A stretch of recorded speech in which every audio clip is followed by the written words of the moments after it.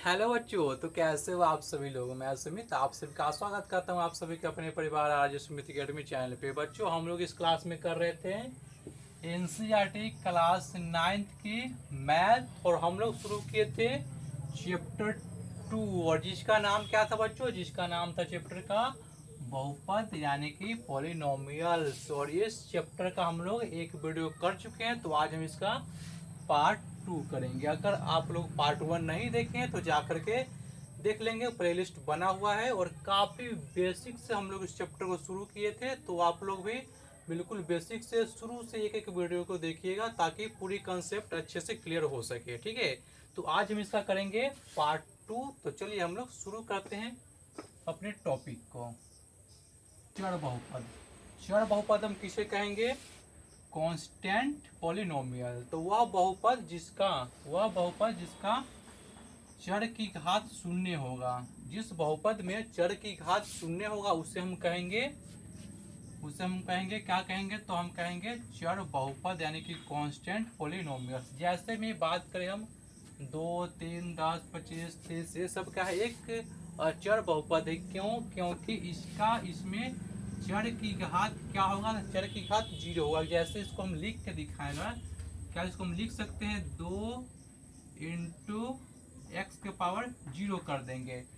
किसी भी संख्या या किसी भी चीज का अगर पावर 0 करते तो उसका मान 1 होता है। तो इसको हम लिखेंगे 2 इंटू एक्स के पावर 0 के लिए आएगा 1, हमें मिलेगा यहाँ से 2, जो कि एक अचर है, इसलिए हम कहेंगे इसका यह 2, 3, 10 क्या है? एक अचर बहुपद है, क्योंकि इसमें एक्स के यानी कि चर की जो घात कितना होगा?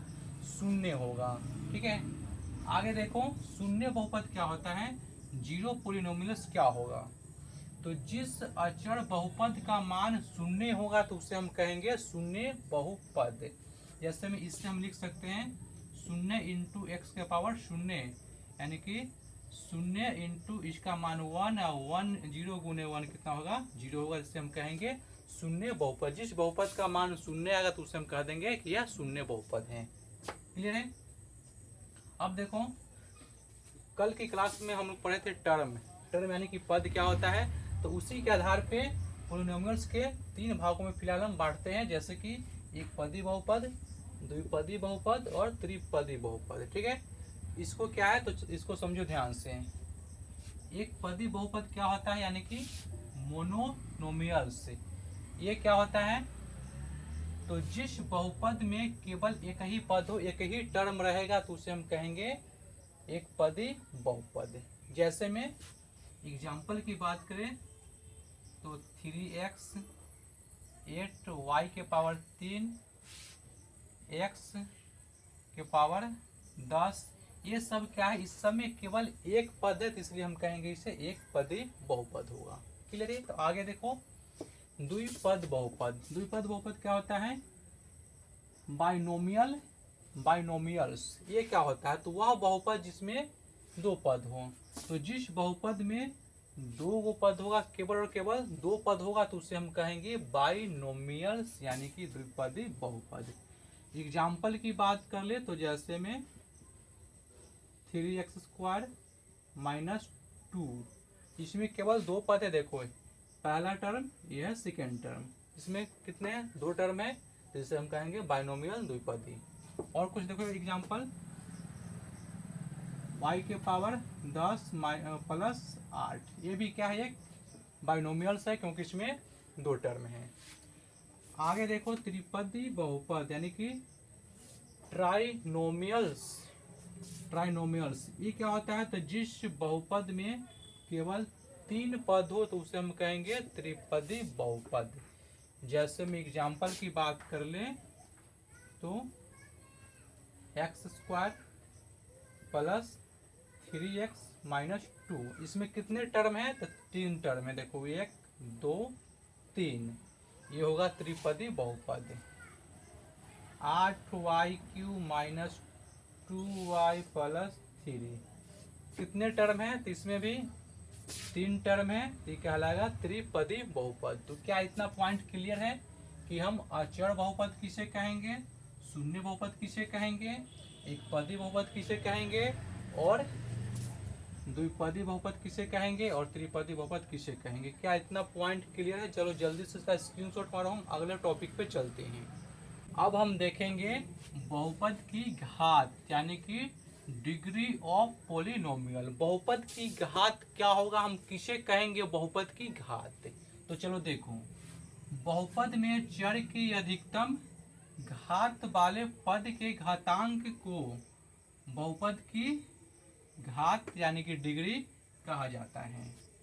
जो भी हमें बहुपद दिया रहेगा और जिस टर्म की घात सबसे अधिक होगा उसी की घातांक को हम बहुपद की घात कहते हैं। जैसे एग्जाम्पल के माध्यम से देखो कि हमें एक बहुपद दिया गया था, अब इसमें देखो कि सबसे ज्यादा पावर कहाँ है, y का सबसे ज्यादा घात कहाँ है। तो सबसे ज्यादा घात कहाँ है, यहाँ पे है 5y के पावर 6।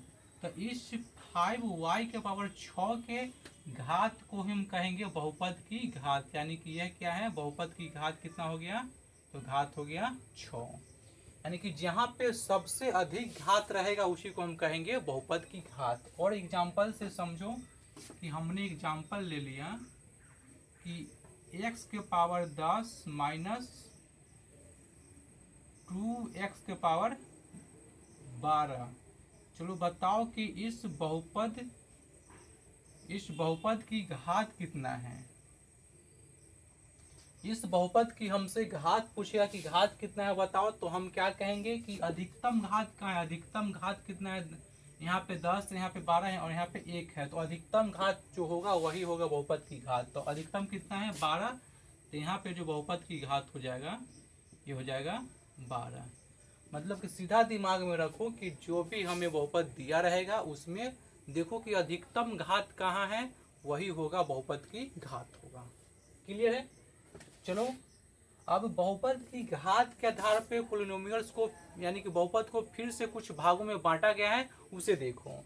तो घात के आधार पे बहुपद को बांटा गया है, जिसमें पहला है रैखिक बहुपद। रैखिक बहुपद इसे हम कहेंगे लीनियर पॉलिनोमियल्स।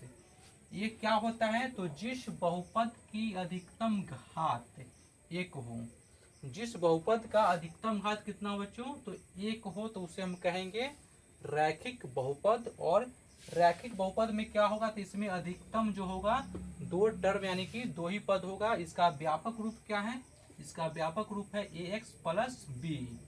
ठीक है, जिसमें a क्या है, तो x का गुणांक है और b है अचर यानी कि कांस्टेंट है। इसका एग्जाम्पल की बात करें तो जैसे में देख लो 2x प्लस 3 4x माइनस 3 ऐसे कुछ होगा, या 2y माइनस 8। ये सब क्या है, तो एक रैखिक बहुपद है, क्योंकि ये सबका अधिकतम घात कितना है, तो ये सबका अधिकतम घात है 1 है, इसलिए हम कहेंगे इसे रैखिक बहुपद। आगे देखो द्विघात बहुपद, इसे हम कहते हैं क्वाड्रेटिक पॉलिनोमियल। क्या कहते हैं, तो क्वाड्रेटिक पॉलिनोमियल। क्वाड्रेटिक पॉलिनोमियल ये क्या होता है, तो वह बहुपद जिसका अधिकतम घात 2 हो। क्या होगा, तो जिस बहुपद में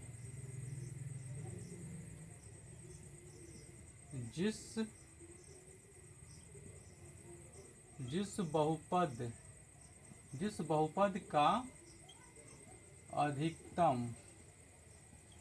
बहुपद का अधिकतम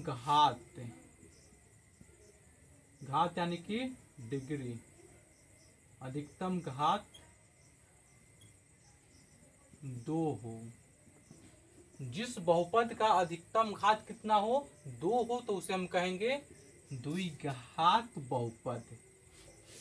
और इसमें क्या होगा, इसमें अधिकतम 2 पद था, तो इसमें होगा अधिकतम 3 पद, यानी कि इसमें 3 टर्म होगा। इसमें अधिकतम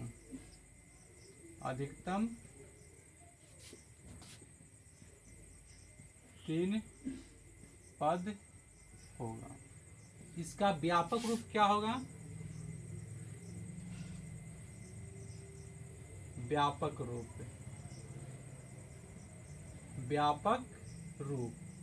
ये हो जाएगा a x square plus b x plus c, ठीक है, जिसमें ए क्या है तो ए है एक्स स्क्वायर का गुणांक है, बी है एक्स का गुणांक है, प्लस सी क्या है तो प्लस सी एक अचर पद है जो हम कल ये सब पढ़ चुके हैं, गुणांक हम कल पढ़ चुके हैं।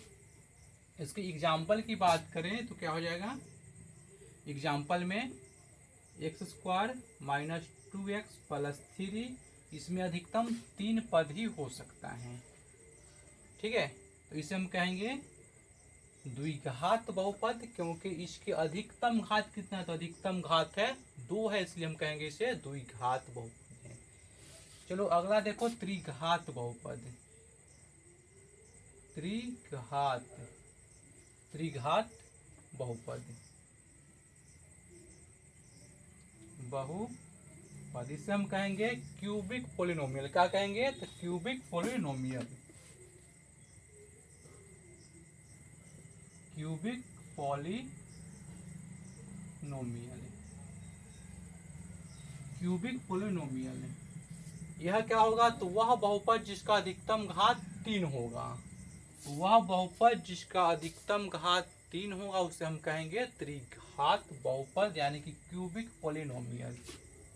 तो लिखो कि जिस बहुपद में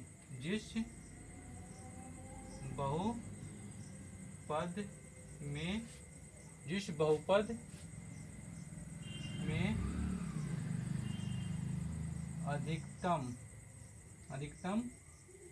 3 घात हो, 3 घात उसे हम कह देंगे त्रिघात बहुपद। और इसमें अधिकतम कितने टर्म हो सकते हैं तो इसमें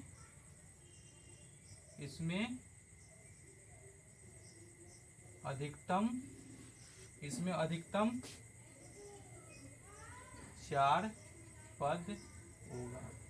इसमें अधिकतम कितने 4 पद होगा। इसका व्यापक रूप क्या हो जाएगा तो इसका व्यापक रूप हो जाएगा, व्यापक रूप जो हो जाएगा a x cube plus b x square plus c x plus d, जिसमें यहाँ पे ए क्या है तो ए है एक्स क्यू का गुणांक है, बी क्या है तो बी एक्स स्क्वायर का गुणांक है, सी क्या है तो एक्स का गुणांक है और डी क्या है तो अचर पद है। एग्जाम्पल की बात करें तो देखो x Q minus 4x square plus 2x plus 5, ये क्या है एक त्रिघात बहुपद है, क्योंकि इसका अधिकतम घात कितना है तो इसका अधिकतम घात है 3 है। तो ये था कुछ इस चैप्टर से बेसिक पॉइंट जो कि हमने इसके 2 पार्ट में बेसिक पॉइंट के कवर किया है, और यहाँ से जो बेसिक पॉइंट कवर हुआ है काफ़ी इंपॉर्टेंट है। इसके बाद जो हम एक्सरसाइज करेंगे तो एक एक पॉइंट एक एक क्वेश्चन आप लोग को समझ में आएगा। इसको आप लोग अच्छे से नोट करो, अच्छे से रिवीजन करो, और अगले वीडियो में हम लोग करेंगे एनसीईआरटी प्रश्नावली 2.1 का कंप्लीट सॉल्यूशन। जो भी था थ्योरी पार्ट हम लोग बेहतर ढंग से कवर कर चुके हैं। अब इससे आगे हम लोग करेंगे क्वेश्चन प्रश्नावली 2.1 का सॉल्यूशन, ठीक है। तो आज का सेशन कैसा लगा कमेंट कर बताइए, और अपने दोस्तों के साथ भी शेयर कीजिए ताकि दोस्त का भी हेल्प हो सके। और बच्चों कमेंट करो ताकि मेरा भी मोटिवेशन बना रहे। आप लोग की कमेंट ही मेरा मोटिवेशन है, तो आप लोग कमेंट कीजिए कैसा लगा सेशन, और अपने दोस्तों के साथ शेयर कीजिए। चैनल को सब्सक्राइब कीजिए पहली बार आए होंगे तो, ताकि ऐसे ही कंसेप्ट सीखने को मिल सके और एक वीडियो आप लोग को मिस ना हो, ठीक है। तो कल मिलेंगे हम लोग एक्सरसाइज 2.1 के सॉल्यूशन के लिए। तो आज के इतना ही, मिलते हैं अगले वीडियो में। धन्यवाद।